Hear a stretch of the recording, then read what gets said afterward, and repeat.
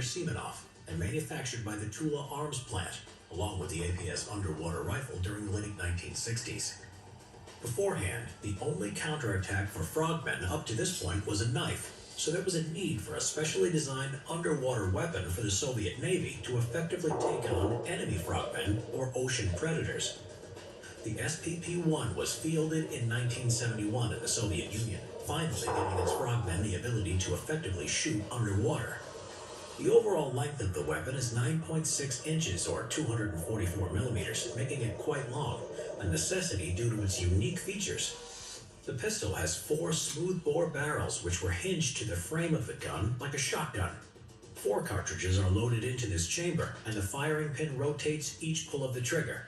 This ammunition was specially designed for its underwater purpose because a conventional bullet is weakened underwater and has a very limited range. The 4.5 by 39 cartridge consists of a 115mm or 4.53 inch long dart as the bullet, which sat in a 39.5mm case. These bullets are drag stabilized underwater, and its range decreases as the depth increases.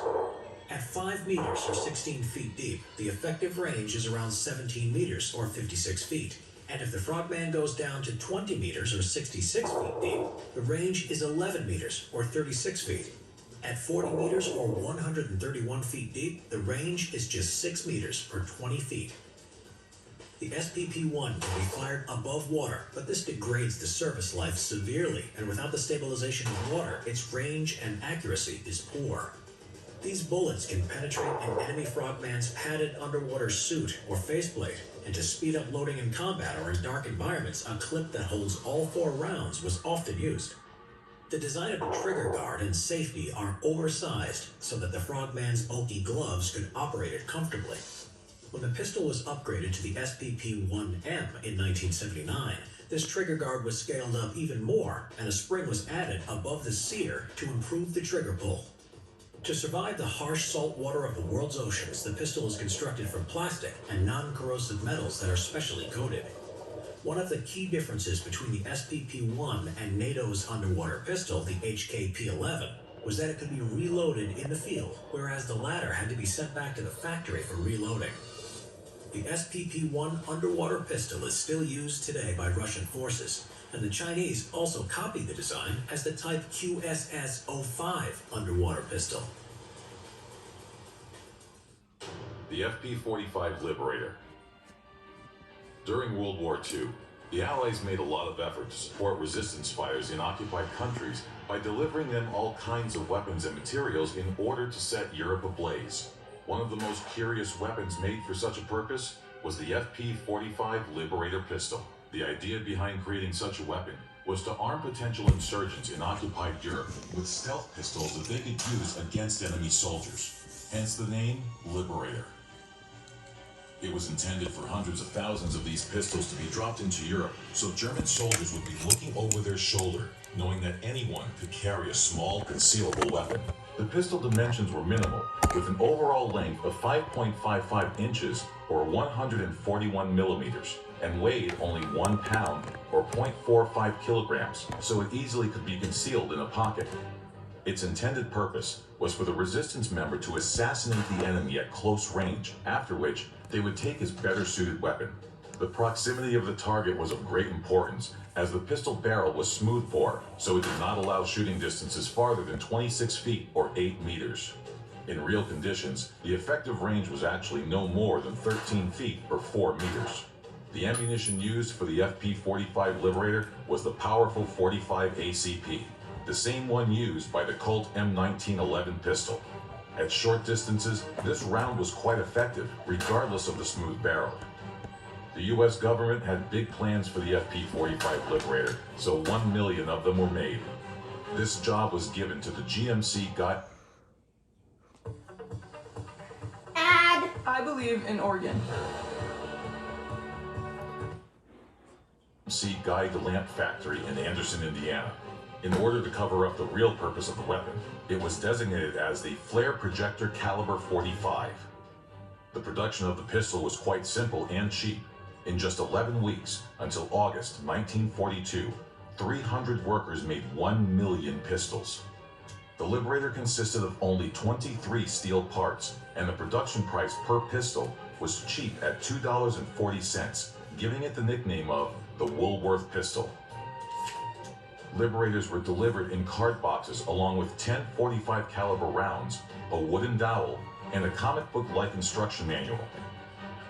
It was a single-shot pistol, and in order to use it, the user removed a round from the housing inside the hand grip and inserted it manually into the breech. Reloading was more complicated, as the user had to unlock the breech and poke out the empty case with the help of the wooden dowel. Despite big plans, Liberators were never used on the scale that they were planned for. Only a small portion of the entire production run reached resistance fighters in Europe and the Pacific, and there is no written evidence of anyone using it with success. After the war, most were either thrown into the sea or melted down. PIAT, anti-tank weapon. PIAT stood for Projector Infantry Anti-Tank and was the main British anti-tank weapon of World War II. British soldiers were equipped with the Boys anti-tank rifle. Even during the early stages of the war, the Boys rifle, as well as other anti-tank rifles, were considered obsolete. It had insufficient power to penetrate the average tank armor, so it was clear that it had to be replaced with a more powerful weapon.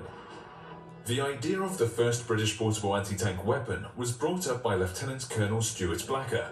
His Blacker Bombard was actually a spigot mortar modified for an anti-tank role. The weapon could launch high explosive bombs. Its later portable version, known as the Baby Bombard, was used as a model for the PIAT. Blacker's design was improved by Major Millis Jefferies, who was in charge of the Special Weapons Development Organization, called Ministry of Defense 1, or simply MD1. This unit was responsible for creating a number of secret weapons for the British Army during the war. Because of its nature, the organization was also known as Churchill's Toy Shop.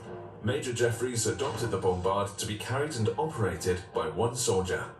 The weapon bypassed standard tests and trials, as it was of greatest importance to put it in action as soon as it was possible. Production of PIATs began in August 1942. A strange thing for the weapon was that at the beginning, the main manufacturer was the Imperial Chemical Industries Limited, which was not an ordnance company. The PIAT was only a heavy tube made of sheets of steel and was a 39 inches or 0.99 meters long and weighed 32 pounds or 15 kilos. The tube housed a spigot mechanism and a firing spring. There was also a trigger mechanism attached and a monopod. The rear end of the weapon had padding to rest the shoulder. The front end was made in the shape of a trough, with a movable spigot rod on which a projectile was placed. The PIAT launched high-explosive anti-tank projectiles with a shaped charge. This novel charge allowed PIAT projectiles to penetrate through 4 inches of armor. Its projectile tail was made in the shape of a hollow tube, into which a propellant charge was inserted. PIAT projectiles were effective against all tanks at distances of 115 yards or 105 meters. The entire operation of the PIAT was very simple. When the trigger was pulled, the spigot rod was pushed by the spring through the hollow projectile tail, which ignited the propellant's charge. The propellant's explosion launched the projectile and pushed the spigot back against the spring, and cocked the weapon for the next firing. So it was only before the first launch that the PIAT had to be cocked manually. The PIAT's simple design and spigot mortar system gave it an advantage over rocket launchers such as the Bazooka and Panzerfaust. Since it didn't require a complex rocket mechanism, it was very easy to make, and more importantly, it was very cheap. From August 1942 until the end of the war, the Imperial Chemical Industries and other manufacturers produced around 115,000 weapons.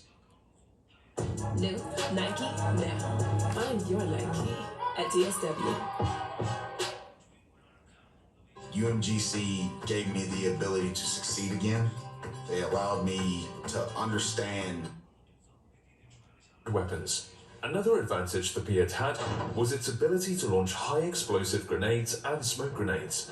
Also, since it used a spigot mortar system, there was no backblast, which allowed the PIAT to be used from buildings and other confined spaces. This was impossible to do with rocket launchers without harming everyone inside the room. Despite these advantages, the PIAT was quite unpopular among British and Commonwealth soldiers because of its many disadvantages. The first one was that it was large and unwieldy, and therefore difficult to carry around. Another, more important drawback was the difficult and awkward process of the Piat's initial cocking. To do it, the weapon had to be put vertically, with the soldier's feet standing on the shoulder padding. The tube was then turned to unlock and pulled upwards to load the spring, and to attach it to the trigger mechanism. Once the spring was attached, the tube was pulled down again and turned back to lock. Not only was this entire operation complicated, it was especially difficult for short soldiers, not to mention that it was almost impossible to complete when in prone position. The Piat also had a fairly big recoil, which very often caused injuries to its users, and also had issues with round reliability, which would mean that the whole cocking process would have to be done again in battle. Popular or not, the Piat was widely used after it entered service in mid-1943. It was first used by Canadian troops during the Operation Husky, the Allied invasion of Sicily from July to August 1943. In the British Army, it was used by infantry on a platoon level. It was also used by Royal Marine Commandos, and even as an auxiliary weapon by some light armoured vehicle groups.